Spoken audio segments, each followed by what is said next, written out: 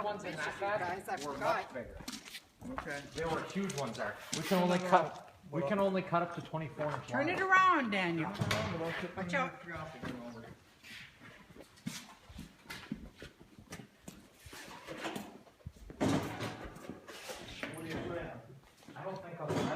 I think a lot of them in there. I don't think we would be able to mill.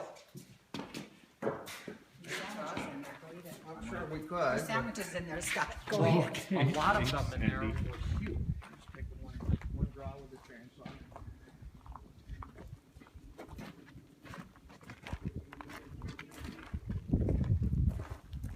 Those are for the garden.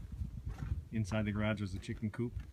And this is this little experiment that I tried today. It's a little 5-gallon bucket, metal, and it's a sawdust stove. So we took the sawdust from the sawmill, and we are now boiling water on it, seeing if it'll actually boil, and it is definitely steaming, you can see. So that should burn for about 4 hours or so on its own. All right, pretty cool stuff, a lot of guy stuff.